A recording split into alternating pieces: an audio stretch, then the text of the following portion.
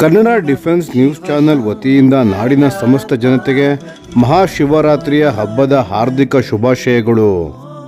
ಆ ಪರಶಿವನು ನಿಮ್ಮೆಲ್ಲ ಇಷ್ಟಾರ್ಥಗಳನ್ನು ಈಡೇರಿಸಲಿ.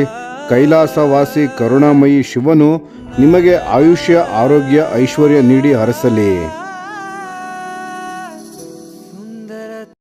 Tejas mark 1A ಮತ್ತು ಉತ್ತಮ್ ರೆಡಾರ್ ಕ್ರಾಂತಿ. ನಮಸ್ಕಾರ ಸ್ನೇಹಿತರೆ.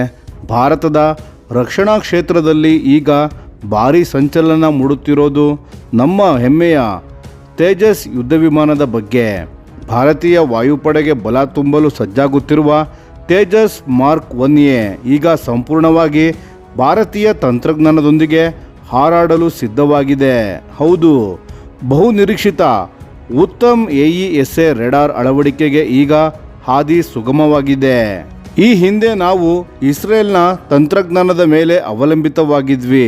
ಆದರೆ ಈಗ ನಮ್ಮದೇ DRDO ವಿನ್ಯಾಸಗೊಳಿಸಿದ ಉತ್ತಮ್ ರೆಡಾರ್ ವಿದೇಶಿ ರೆಡಾರ್ಗಳಿಗಿಂತಲೂ ಒಂದು ಹೆಜ್ಜೆ ಮುಂದಿದೆ. ಇದರಲ್ಲಿ 900ಕ್ಕೂ ಹೆಚ್ಚು ಟ್ರಾನ್ಸ್ಮಿಟ್ ರಿಸೀವ್ ಮಾಡ್ಯೂಲ್ಗಳಿವೆ. ಅಂದರೆ ಶತ್ರು ವಿಮಾನಗಳನ್ನು ಬಹಳ ದೂರದಿಂದಲೇ ಪತ್ತೆ ಹಚ್ಚುವುದು ಮಾತ್ರವಲ್ಲದೆ ಏಕಕಾಲದಲ್ಲಿ ಹಲವು ಗುರಿಗಳನ್ನು ನಿಖರವಾಗಿ ಟಾರ್ಗೆಟ್ ಮಾಡುವ ಶಕ್ತಿ ಇದಕ್ಕಿದೆ. HAL ಮುಖ್ಯಸ್ಥರಾದ DK ಸುನಿಲ್ ಅವರು ಹೇಳುವಂತೆ ಕಳೆದ ವರ್ಷ ಆರ್ಡರ್ ಮಾಡಲಾದ 97 ತೇಜಸ್ ಮಾರ್ಕ್ 1A ಯುದ್ಧ ವಿಮಾನಗಳ 2ನೇ ಬ್ಯಾಚ್ನಲ್ಲಿ ಈ ಉತ್ತಮ್ ರೆಡಾರ್ಗಳನ್ನು ಅಳವಡಿಸಲಾಗುತ್ತಿದೆ. ಇದಕ್ಕಾಗಿ ಹೈದರಾಬಾದ್ ಮೂಲದ ಕಂಪನಿಯೊಂದಿಗೆ ಒಪ್ಪಂದ ನಡೆಯುತ್ತಿದ್ದು, ಈ ವರ್ಷದ ಮಧ್ಯಭಾಗದಲ್ಲಿ ಎಲ್ಲ ಟೆಸ್ಟಿಂಗ್ಗಳು ಮುಗಿಯಲಿವೆ.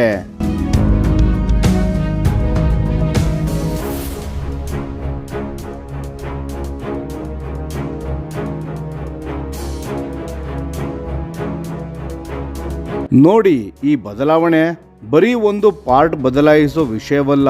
ಇದು ಭಾರತದ ಆತ್ಮನಿರ್ಭರತೆಯ ದೊಡ್ಡ ಹೆಜ್ಜೆ. ಮೊದಲನೆಯದಾಗಿ ನಾವು ವಿದೇಶಿ ಕಂಪನಿಗಳ ಮೇಲೆ ಅವಲಂಬಿತವಾಗಬೇಕಾಗಿಲ್ಲ.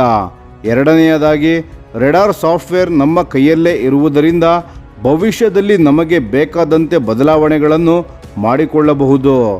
ಇದು ಯುದ್ಧದ ಸಮಯದಲ್ಲಿ ಶತ್ರುಗಳ ಜಾಮಿಂಗ್ ತಂತ್ರಜ್ಞಾನಗಳನ್ನು ಸುಲಭವಾಗಿ ಮೆಟ್ಟಿ ನಿಲ್ಲಬಹುದು. ಈ 97 ತೇಜಸ್ ಯುದ್ಧ ವಿಮಾನಗಳ ವಿತರಣೆಯು 2027ರಿಂದ ಆರಂಭವಾಗಿ 2034ರವರೆಗೆ ನಡೆಯಲಿದೆ. ಅಷ್ಟೇ ಅಲ್ಲ, ಇದೇ ಉತ್ತಮ್ ರೆಡಾರ್ ತಂತ್ರಜ್ಞಾನವು ಮುಂದೆ ನಮ್ಮ ದೇಶದ 5ನೇ ತಲೆಮಾರಿನ ಯುದ್ಧ ವಿಮಾನವಾದ AMCAನಲ್ಲೂ ಬಳಕೆಯಾಗಲಿದೆ. ಒಟ್ಟಿನಲ್ಲಿ ಭಾರತೀಯ ವಾಯುಪಡೆ ಈಗ ಸ್ವದೇಶಿ ಶಕ್ತಿಯೊಂದಿಗೆ ಆಕಾಶದಲ್ಲಿ ಗರ್ಜಿಸಲು ರೆಡಿಯಾಗಿದೆ. ನಮ್ಮ ವಿಜ್ಞಾನಿಗಳ ಈ ಸಾಧನೆ ಬಗ್ಗೆ ನಿಮಗೇನೆನಿಸುತ್ತದೆ? ಕಾಮೆಂಟ್ ಮಾಡಿ ತಿಳಿಸಿ ಸ್ನೇಹಿತರೆ. ಧನ್ಯವಾದಗಳು.